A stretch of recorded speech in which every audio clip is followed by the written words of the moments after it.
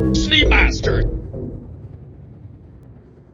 Hi everyone, Seamaster here with a brief review of the Tumbril Cyclone series. The humble Tumbril Cyclone was created around 2536, first for use as cargo vehicles in homesteads, and later for use by the UPE Army for more military purposes. Tumbril was shut down for a while, but brought back recently to sell newly updated ground vehicles to the Empire. The Cyclone is an updated version of an older buggy, and it comes with special tires, suspension, and jump jets to get around on both high and low gravity conditions. The Cyclone series are 6 meters long, 4 meters wide, and 3 meters high. The Cyclone is designed to handle different types of equipment, so there are now 6 variants of the Cyclone, which I'll go over later. First, I'll cover the things in common with the variants. All Cyclones have special oversized tires with articulated treads for traction on all types of terrain. The tires don't use air, so you don't have to worry about them popping. The jump jets on the Cyclone series allow the vehicles to jump and also keep you secure on low-gravity environments. They all have a gun rack outside each seat to store guns, as well as gear stowage of 100K micro SCU.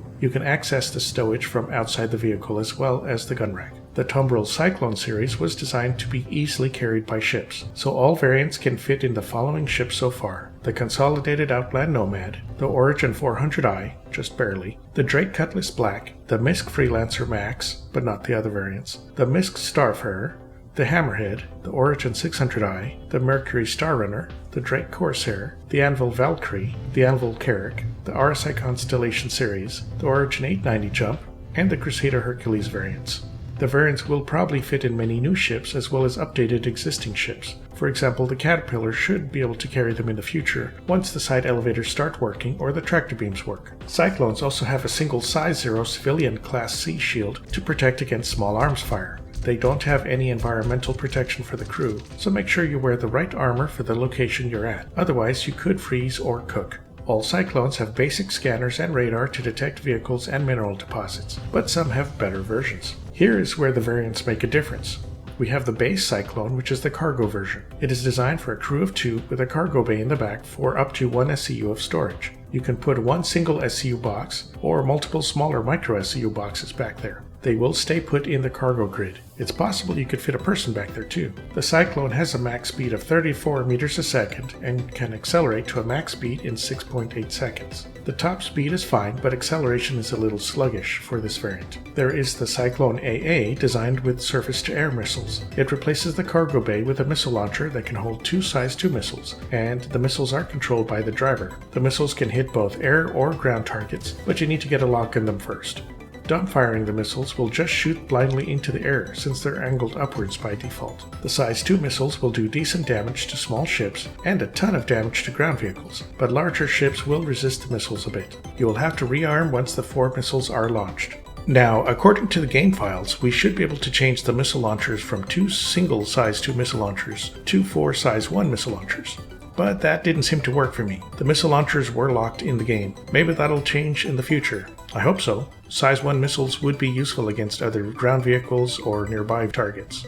There is also an EMP generator on the Cyclone AA to disable vehicles or at least drop their shields, but you have to get within 400 meters of the target to use it. That's too close for air targets unless you are right below them, but should work great on ground vehicles. The AA also has decoy and noise launchers to keep the vehicle and others around it safe. Aside from the crew stowage, there is no cargo storage on the AA. The AA has a max speed of 31 meters a second and accelerates to max speed in 2.58 seconds. So it has a slower max speed but twice the acceleration than a base Cyclone. The Cyclone TR has a gun in the back for anti-infantry and light ground combat. The TR is designed for a 3-person crew, with a 3rd person in the back manning the gun. The turret gunner is crucial for this vehicle as the driver cannot fire any weapons. The turret holds a size 1 gun with a ballistic Gatling by default, although you can change the gun to some other size 1 gun. You could install laser weapons, but since there's no capacitor in the TR, laser weapons will not work, so stick with ballistic weapons. The default ballistic gun fires quickly, but there is limited ammo, so be careful with running out of bullets.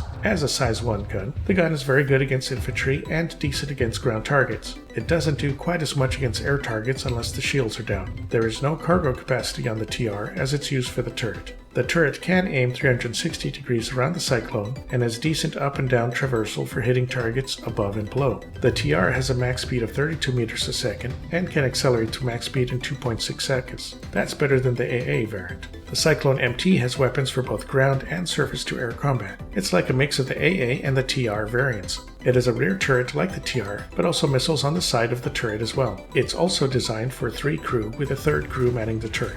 In this case, the turret gunner also controls the missiles instead of the driver. There is also a size 1 ballistic cannon and 4 size 2 missiles on the turret. The missiles and guns can both work against ground or air targets. The ballistic gun on the MT is slower than the TR, but does more damage per hit. The slower firing is not as good against infantry, but works great against ground targets, although size 1 guns will struggle to do much damage against air targets. It also has no capacitors for laser guns, so only ballistics work, at least right now. The missile launchers are fixed on the MT, so you only get size 2 missiles, but you do get 4 of them, which is more than the AA variant. Since only the turret gunner can fire the missiles, it is one less thing the driver can perform on the MT, so you are much more reliant on the gunner in the back. The MT also has decoys and noise launchers for safety. The MT has a max speed of 30 meters a second and accelerates to max speed in 2.73 seconds. It's slower max speed than other variants, and somewhat decent acceleration. The Cyclone RC has a giant engine for racing. There is just a crew of 2. The rear section is totally taken up by the engine, so there's no space for weapons or cargo. The RC just has its speed to go with. It has a max speed of 38 meters a second and accelerates to max speed in 2.38 seconds. That is a higher max speed and acceleration than all the other variants. The red paint scheme looks nice too. And, like orcs say, red goes faster. Finally, the Cyclone RN is designed for reconnaissance and scouting. The rear section is taken up by a stronger radar and a system to deploy beacons. There is a crew of 2.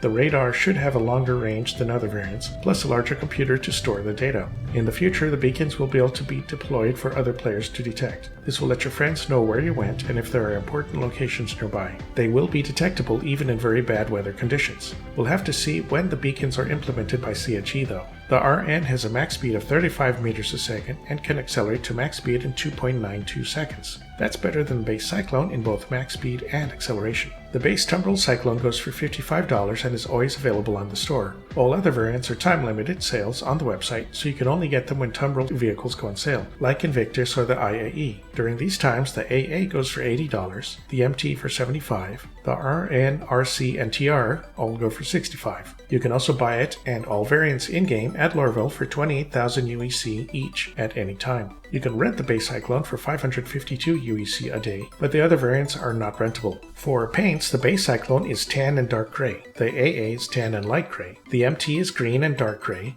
the RC is red and tan, the RN is light and dark gray, while the TR is light green and dark gray. You can also buy other paints for the series. There is the Dust Devil paint, which is all dark gray and black, but was only available for the concept sale. The Frostbite paint is gray and white camouflage, while the Timberline paint is tan and dark gray, both of which are available on the website for purchase. The Invictus blue and gold paint is only available during the Invictus. The Love Struck paint is metallic, pink and gray, only during the Coromore event. Overdrive is metallic red and silver, only on the subscriber store. Slipstream is metallic blue and white on the subscriber store, while the Turbocharged paint is metallic purple and white, also on the subscriber store. The Cyclone variants are very useful ground vehicles. They're often used for cargo carrying, for protecting landing sites, for exploration, and for racing. The RC in particular is a very good racing vehicle. The built-in gear stowage and gun racks make the Cyclone handy in very different situations. They are great at holding gear from underground facility missions or running around derelict outposts. They also don't get detected by ground turrets at underground facilities, so it's helpful to have a Cyclone with you.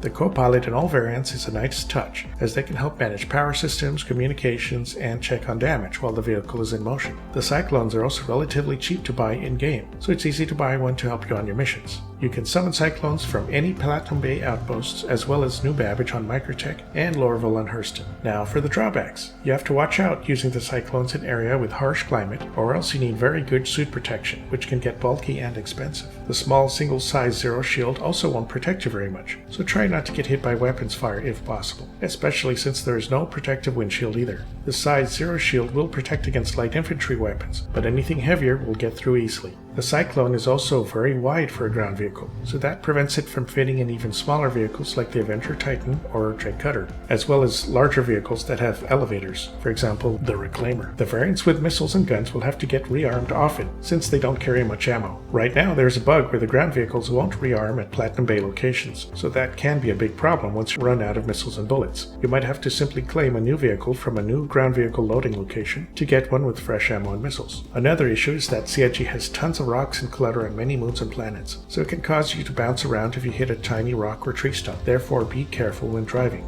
Also, icy moons or planets can cause you to slide around a lot too, especially with the high speed of the Cyclones. Finally, the missiles and guns on the Cyclone military variants are only good against small or light vehicles and troops. Any medium or heavy targets will require tougher ground vehicles, like the Ballista or Nova tank, or the Future Storm, so don't get crazy in combat with the Cyclones. So, besides those issues, the Cyclone series are must-have vehicles for anyone doing exploration, bunker missions, ground racing, or a ton of other uses. They are cheap and hardy, and are great if you only have smaller ships. Once you can afford big ships like the Crusader Hercules, then you can focus on getting larger ground vehicles. Alright, so that's a Tumbril Cyclone series review. Please like and subscribe if you enjoyed the video. You can use my referral code if you decide to jump into Star Citizen, and you'll get 5,000 extra in-game credits. Here's a big thank you to my current patrons. I have a Patreon going for $3 a month. All patrons will have their names listed at the end of my videos and get access to our Patreon Discord channel. Patrons also have a first pick on the next item I'll cover, so feel free to sign up and let me know what you'd like to see next. Okay, catch you all next time.